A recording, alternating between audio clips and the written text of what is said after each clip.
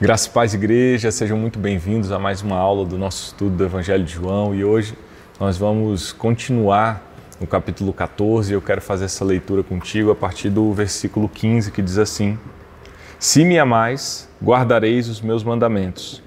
E eu rogarei ao Pai e Ele vos dará outro Consolador, a fim de que esteja para sempre convosco. O Espírito da verdade que o mundo não pode receber porque não o vê, nem o conhece. Vós o conheceis, porque Ele habita convosco e estará em vós. Não vos deixarei órfãos, voltarei para vós outros. Ainda por um pouco, e o mundo não me verá mais, vós, porém, me vereis, porque eu vivo, vós também vivereis. Naquele dia, vós conhecereis que eu estou em meu Pai, e vós em mim, e eu em vós. Aquele que tem os meus mandamentos e os guarda, esse é o que me ama. E aquele que me ama será amado por meu Pai, e eu também o amarei e me manifestarei a ele. Disse-lhe Judas, não o Iscariotes: De onde procede, Senhor, que estás para manifestar-te a nós e não ao mundo? Respondeu Jesus: Se alguém me ama, guardará a minha palavra, e meu Pai o amará, e viveremos para ele, e faremos nele morada. Quem não me ama não guarda as minhas palavras, e a palavra que estás ouvindo não é minha, mas do Pai que me enviou. Até aqui eu quero orar contigo. Senhor Deus e Pai, muito obrigado por essa palavra que é inerrante, infalível, que é mais cortante do que qualquer espada de dois gumes. Senhor, como nós temos recebido e aprendido do Senhor, e que nesse dia, toda vida, Pai, que tiver acesso a esse conteúdo, que possa ser ricamente abençoada para a honra e glória do Teu nome, é o que nós te pedimos, em nome de Jesus, amém. Pessoal, hoje a gente vai seguir nesse capítulo 14, e o capítulo 14 ele tem afirmações maravilhosas sobre Jesus Cristo.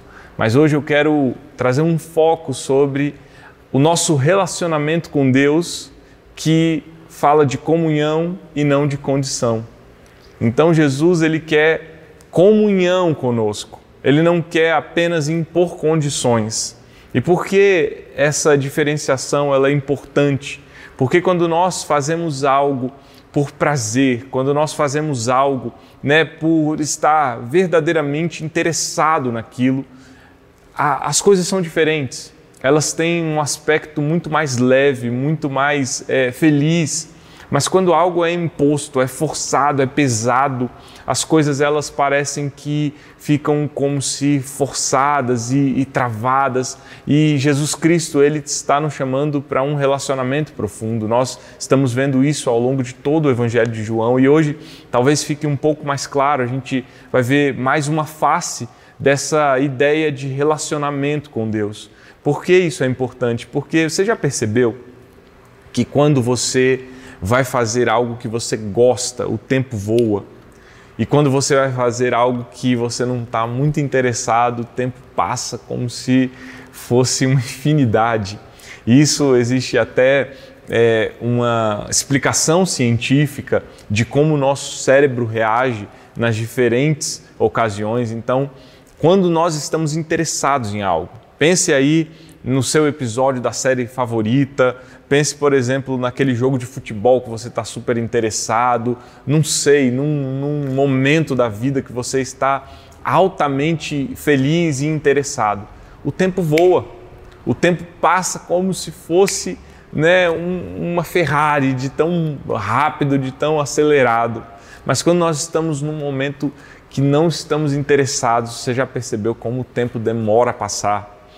É aquela palestra, talvez, que você teve que assistir no seu ambiente de trabalho e foi morosa, e foi cansatível, você olhava para o relógio, o tempo não passa. E essa é uma realidade que acontece porque o nosso cérebro ele vai ter diferentes percepções a depender do nosso interesse. E o que eu quero dizer com isso é que Jesus Cristo, Ele está nos chamando para termos um relacionamento, para termos interesse, para termos vida nele. Ele não está nos chamando para uma relação pesada.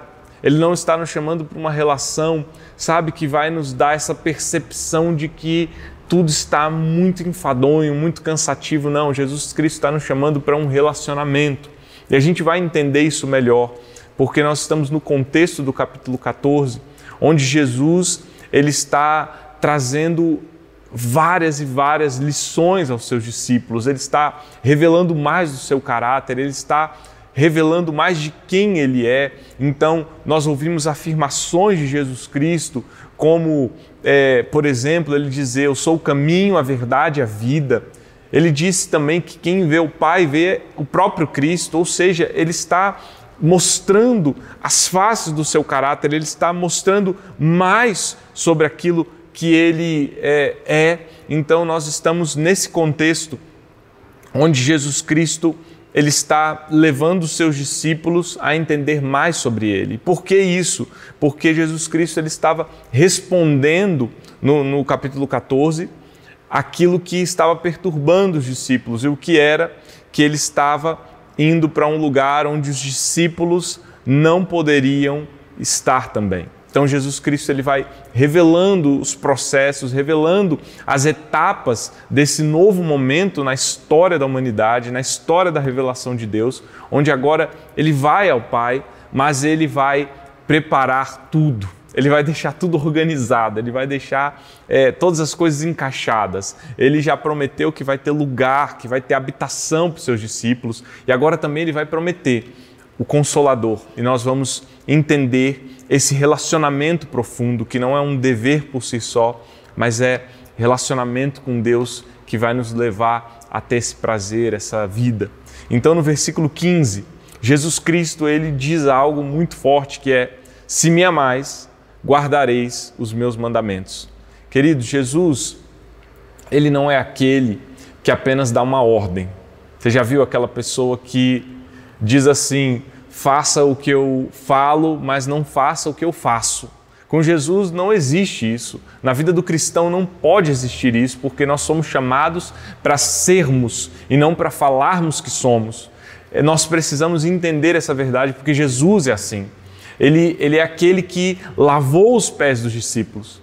Ele é aquele que em todo o seu ministério, em toda a sua caminhada, teve compaixão, que curou, que libertou, que estava atento, preocupado, que estava falando sobre o amor que ele tinha em relação ao Pai, e estava amando as vidas que estavam ao redor dele. Então, querido, Jesus, ele não fala só: me amem aí. Não.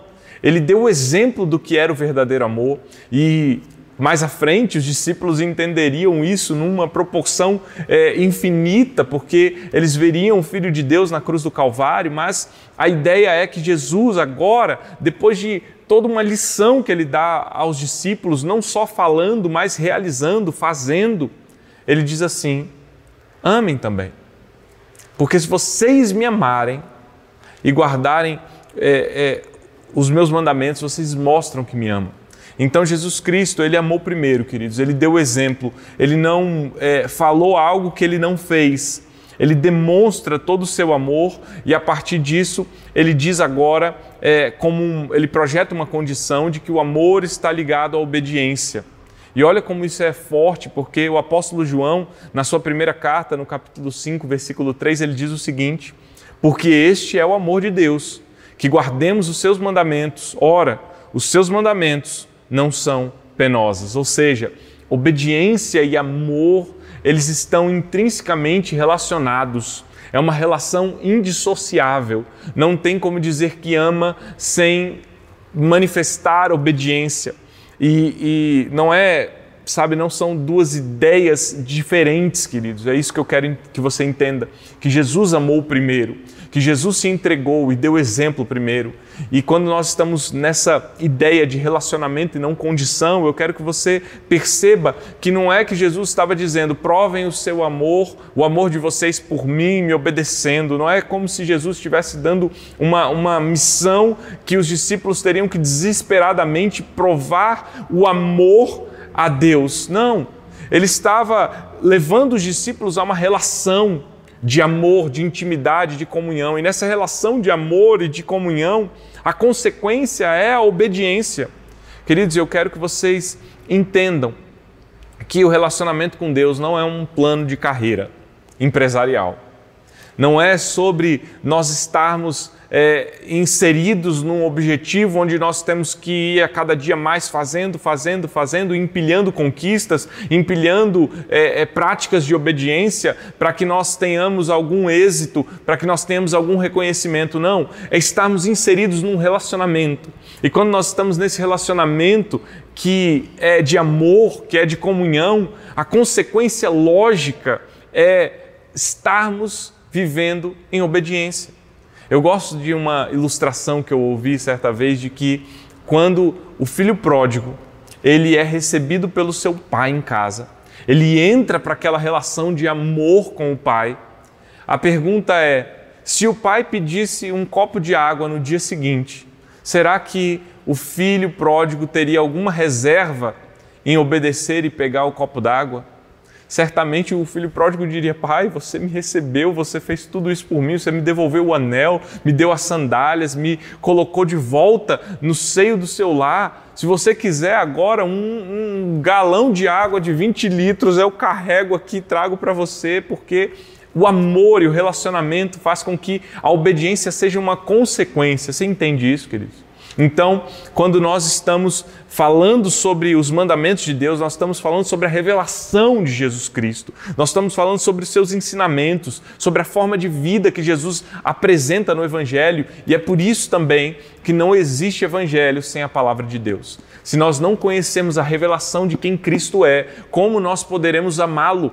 Porque nós não estaremos sabendo ou reconhecendo o que é o mandamento de Cristo, ou seja, são seus ensinamentos, é o que Ele revela para nós. Por isso que nós temos que entender a relação do amor com a obediência, com o guardar os mandamentos. E no versículo 16, Jesus Cristo diz, eu rogarei ao Pai, e Ele vos dará outro Consolador, a fim de que esteja para sempre convosco. Queridos, olha que promessa maravilhosa que os discípulos recebem naquele momento e que nós desfrutamos dessa bênção nos dias de hoje. Jesus Cristo, Ele está agora falando sobre as etapas desse plano. Ele vai para o Pai, Ele vai para um lugar onde os discípulos não poderão ir encontrá-lo, mas Ele está prometendo que outro Consolador virá e eles não estarão abandonados. Ou seja, o Espírito Santo de Deus é o Consolador dito aqui. Jesus faz essa promessa. E queridos, se os discípulos estavam angustiados, se eles estavam preocupados, agora Jesus Cristo fala, calma. Vai ter um Consolador com vocês. E por que ele diz outro Consolador? Porque essa palavra Consolador do seu original, ela é traduzida também como conselheiro, como advogado, e a ideia central é aquele que exorta, aquele que encoraja, aquele que consola, aquele que presta socorro. Ou seja, quem estava exercendo tudo isso na vida dos discípulos nesse período de ministério? O próprio Jesus Cristo. E é por isso que agora ele fala, vem outro Consolador, e quem é esse Consolador? É o Espírito Santo de Deus. E queridos, o Espírito Santo de Deus, ele é prometido e ele vai estar com os discípulos a todo instante. E é por isso que Jesus diz, eu vou rogar ao Pai. E esse outro Consolador, ele vai vir, porque vocês não estarão desacompanhados, ele estará com vocês, encorajando, consolando, prestando socorro, exortando. E queridos, essa é a bênção que nós como cristãos recebemos. Sabe, algo que eu ouvi numa ministração que me deixou muito feliz com essa informação, que foi a seguinte questão. Você já percebeu que em todo o Novo Testamento nós não encontramos os discípulos dizendo, estou com tanta saudade de Cristo, estou com muita saudade? Não, nós não encontramos isso. Nós não encontramos isso porque os discípulos, eles já tinham a certeza daquela presença de Cristo. Eles tinham o Espírito Santo que os consolava, o que fazia com que a missão prosseguisse, o que fazia com que não se remoessem em saudosismos, porque o Espírito Santo estava ali ao lado deles, estava ali com eles, neles, para os fortalecer, para os capacitar, para os encorajar. Isso também está derramado sobre as nossas vidas.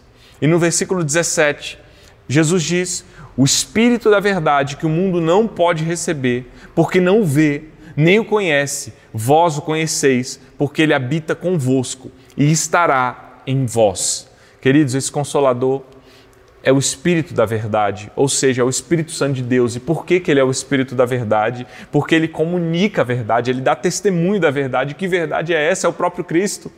Se lembram que na mensagem anterior, Jesus diz: eu sou o caminho, a verdade e a vida, ou seja, o Espírito Santo, ele comunica o próprio Cristo, ele comunica a revelação de quem Cristo é.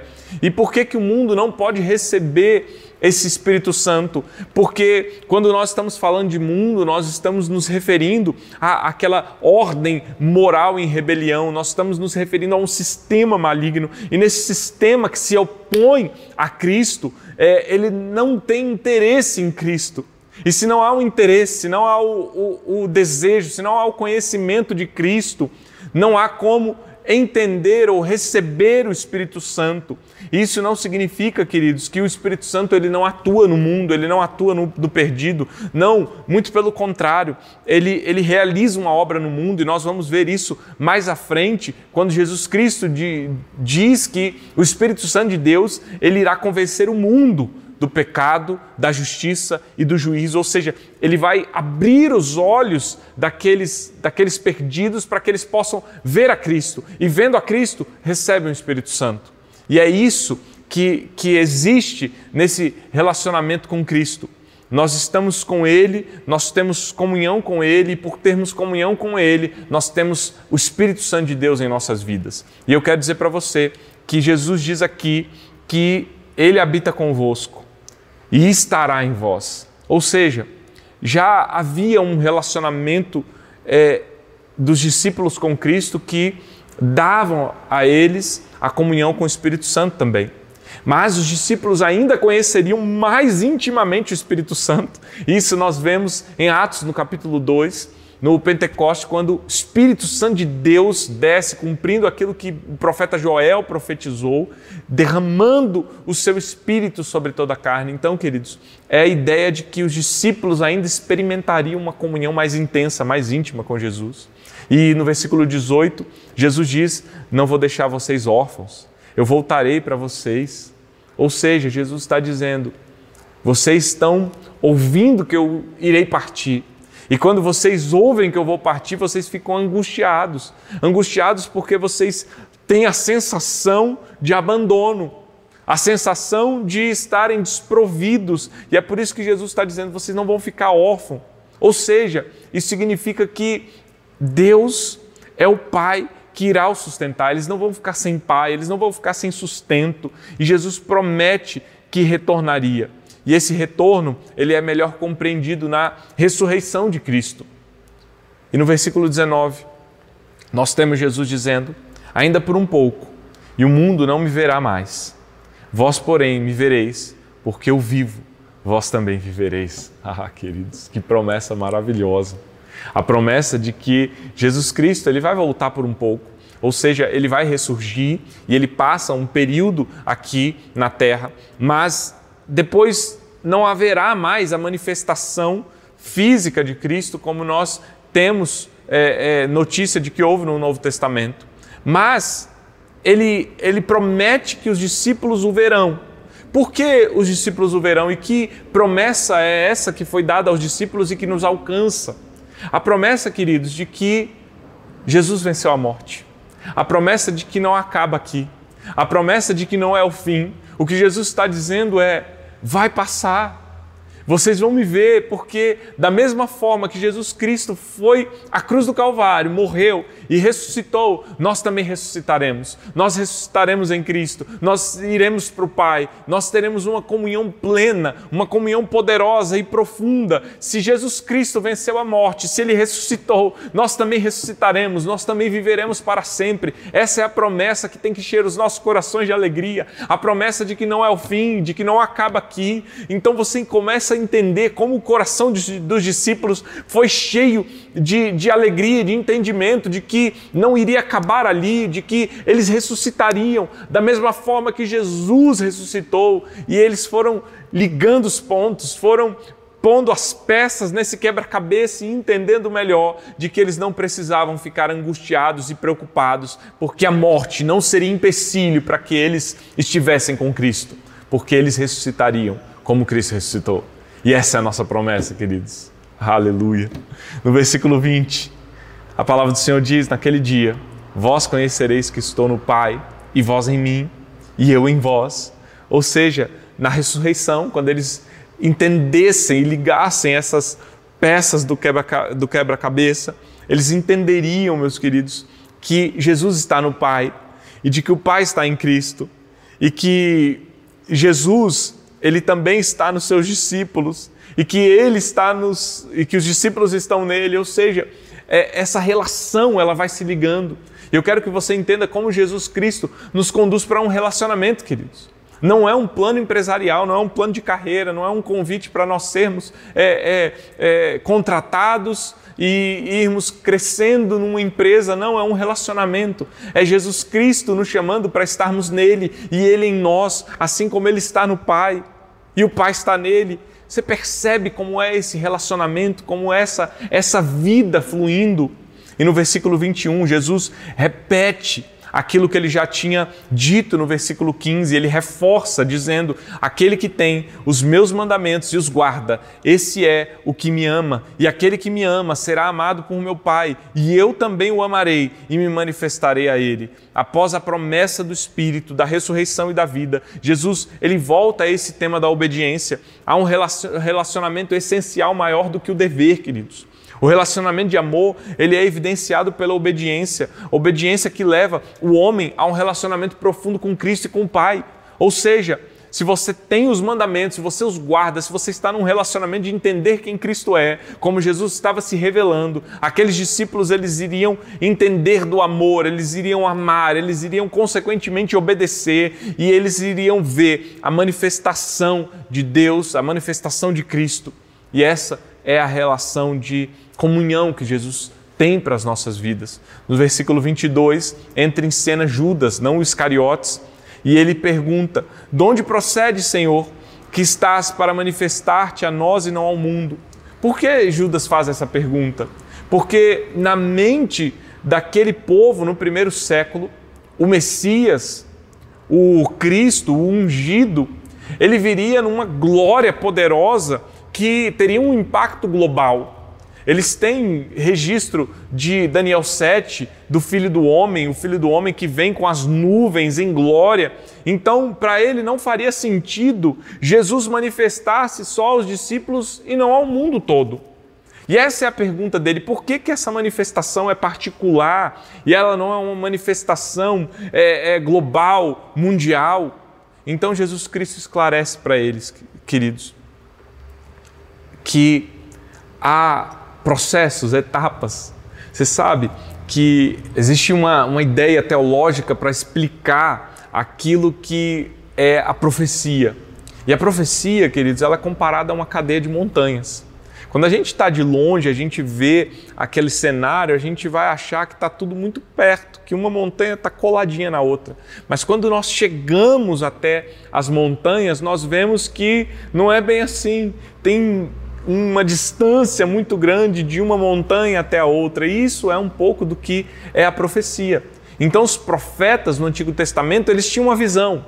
Eles percebiam tudo acontecendo ao mesmo tempo, porque eles viam a cadeia de montanhas. Mas quando Jesus chega, nós percebemos que existem períodos, existem etapas, existem processos para a salvação, a redenção, existem processos da salvação e da consumação do século, e nós vemos isso a partir do que Jesus fez. Jesus veio a esse mundo encarnado, Jesus morreu na cruz do Calvário. Aquilo foi um escândalo para os judeus, porque eles não conseguiam associar a imagem do ungido, do rei, indo à cruz do Calvário. Mas nós sabemos, queridos, que tudo se cumprirá, que todas as coisas se cumprirão, porque as palavras de Cristo não passam jamais. Então, o Judas agora ele pergunta assim: por que não ao mundo? Porque existem etapas. Ali ainda era a etapa de Jesus na cruz do Calvário, morrendo, ressuscitando, Jesus entregando o seu Espírito, nós como discípulos espalhando a mensagem do reino, do Evangelho a todas as nações, para que sim, Ele possa voltar um dia em glória e todo olho verá, toda língua confessará.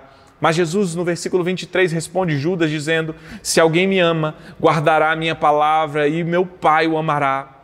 E viremos para Ele e faremos nele morada. Ou seja, Jesus Cristo está dizendo, tem relacionamento, Judas. É sobre relacionamento, não é sobre dever, é sobre você estar em mim e eu estar no Pai, para que essa manifestação ela possa acontecer de maneira cadenciada, de maneira a produzir uma avalanche ao mundo. Ou seja, Jesus está dizendo, existe primeiro um relacionamento onde você me ama, onde você guarda a minha palavra e você ama o Pai consequentemente, nós vivemos e fazemos morada nele. E no versículo 24, Jesus reforça essa ideia de relacionamento dizendo, quem não me ama, não guarda as minhas palavras, e a palavra que estáis ouvindo não é minha, mas do Pai que me enviou. Ou seja, quando não há relacionamento, não há obediência, e consequentemente não há amor. É isso que Jesus está dizendo. Não se desfruta das bênçãos de Cristo se não há relacionamento, se não há amor, se não há obediência, se não há comunhão. Tudo está relacionado, é uma relação indissociável, queridos. Então hoje eu te convido mais uma vez a pensar que a vida cristã é sobre relacionamento, não é sobre condição. Quanto você ama Cristo, quanto de interesse há na sua vida sobre Cristo. Pense um pouco naquela ilustração. O tempo passa mais rápido, a sua percepção passa mais rápido quando você está adorando a Deus, quando você está orando. E eu não quero dizer que é fácil ler a Bíblia, que é fácil todas as coisas. Não, existem coisas que são sacrificiais verdadeiramente, mas o que eu quero dizer é que a nossa vida cristã, ela não pode ser pautada por dever, ela tem que ser pautada por prazer. Ela tem que ser pautada, sabe, pela vida de intimidade e relacionamento com Cristo. Então Jesus Cristo nos chama para esse prazer, para esse amor, para essa obediência. Ainda falando da parábola do filho pródigo, pense, por exemplo, no filho mais velho. O filho mais velho não tinha relacionamento verdadeiro com o pai. Ele não tinha um desejo de estar com o pai. Ele era um empregado na casa do seu pai. Ele só diz, eu trabalho. Há quanto tempo eu estou trabalhando? Eu estou trabalhando aqui, eu quero uma recompensa por esse trabalho, eu sou obediente porque eu quero uma recompensa. E ele não se deu conta que a maior recompensa é o relacionamento, é estar com o Pai. E que nós não sejamos assim, queridos. Deus nos chama para relacionamento e não para condição. Eu quero orar contigo. Senhor Deus e Pai, que hoje, toda vida que tiver acesso a essa mensagem, Deus, possa amar mais o Senhor. Posso entender um pouco mais desse amor. Ah, Deus, como é profundo saber que nós estamos em Ti, que nós temos comunhão, acesso ao Senhor, de que nós, Pai, temos o Espírito Santo derramado sobre a nossa carne para que nós tenhamos vida, força, encorajamento, consolo. Ah, Senhor, como é bom saber que a morte não venceu, que a morte não vencerá, que nada será empecilho para que nós estejamos com o Senhor, porque assim como o Senhor ressuscitou, nós também ressuscitaremos e estaremos contigo. Deus, enche os nossos corações de esperança, de ânimo, de força, e que o relacionamento com o Senhor seja verdadeiro em nossas vidas, em nome de Jesus. Amém. Que Deus te abençoe.